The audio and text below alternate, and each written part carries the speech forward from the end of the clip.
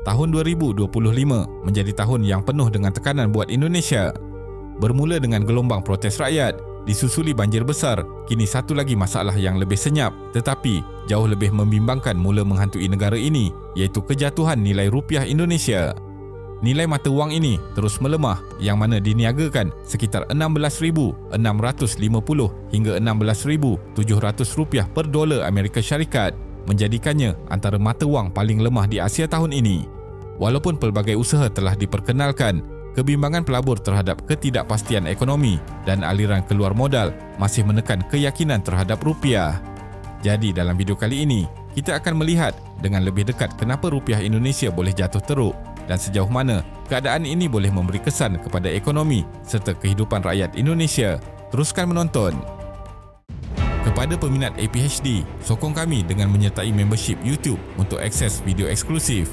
Muat turun aplikasi APHD di App Store dan Google Play Store. Indonesia memasuki tahun 2025 dalam suasana yang tidak begitu tenang selari dengan keadaan ekonomi global yang semakin berhati-hati. Di peringkat antarabangsa, para pelabur kini lebih cenderung melindungi modal mereka berbanding mencari pulangan yang tinggi. Dalam keadaan seperti ini, pilihan utama mereka adalah kembali kepada dolar Amerika Syarikat. Apabila Bank Pusat Amerika Syarikat mengekalkan kadar faedah pada paras yang tinggi, aset berasaskan dolar akan menjadi lebih menarik. Lalu ini mendorong aliran modal keluar dari negara-negara membangun termasuk Indonesia dengan menuju pasaran yang dianggap lebih selamat. Tekanan ini semakin ketara apabila dunia masih berdepan ketidaktentuan geopolitik dan konflik yang belum menunjukkan tanda-tanda akan berakhir. Keadaan tersebut menjadikan pelabur semakin sensitif terhadap risiko, terutamanya di negara yang bergantung kepada aliran modal asing. Di dalam negara ini pula, keadaan dalaman juga tidak banyak membantu menenangkan pasaran. Protes rakyat yang tercetus akibat tekanan kos sara hidup digabungkan dengan bencana banjir besar di beberapa wilayah utama menambahkan lagi beban kepada ekonomi dan perbelanjaan kerajaan.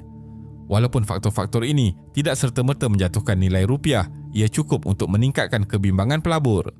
Apabila tekanan global dan isu domestik berlaku serentak, mata wang mana-mana negara termasuklah seperti rupiah biasanya akan menjadi antara yang paling awal menerima kesannya. Di atas kertas, ekonomi Indonesia sering dilihat sebagai sebuah ekonomi yang kukuh. Sebenarnya, saiz ekonomi negara ini sangat besar, sementara pasaran domestiknya pula luas dan pertumbuhan KDNK masih berada sekitar 5% setahun. Tetapi di sebalik dengan kekuatan ini, terdapat satu kelemahan struktur yang telah lama wujud dan sebenarnya sukar dihapuskan oleh mereka, iaitu kebergantungan tinggi kepada modal asing jangka pendek, khususnya pelaburan portfolio dalam pasaran saham dan bon kerajaan. Data Bank Indonesia menunjukkan bahawa pelabur asing masih memegang sebahagian besar bon kerajaan Indonesia.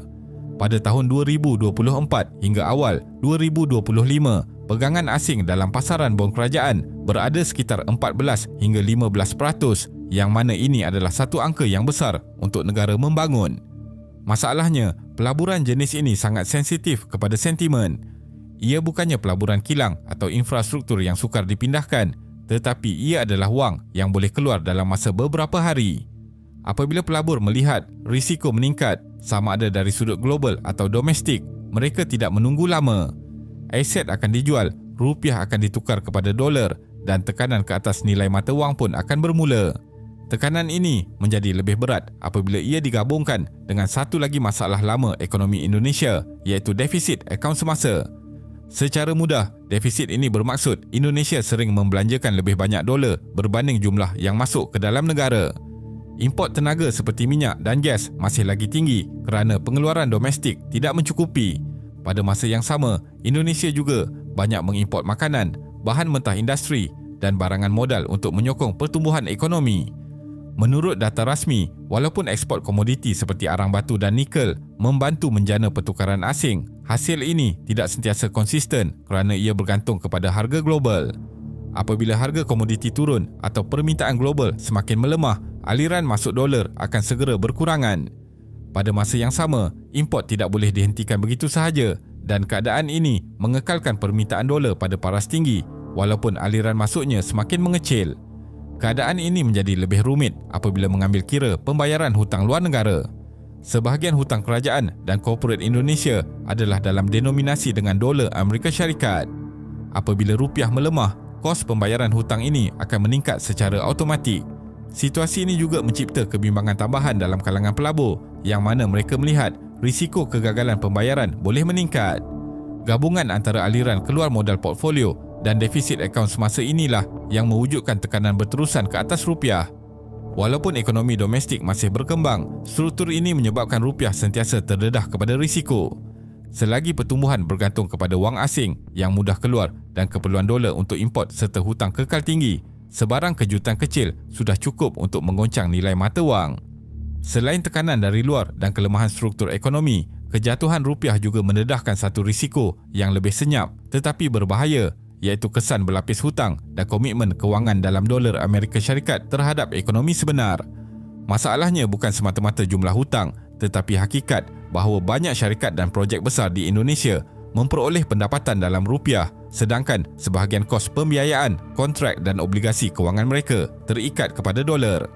Apabila rupiah melemah secara berterusan, tekanan ini tidaklah meletup dalam bentuk krisis segera, tetapi ia berkumpul secara perlahan-lahan.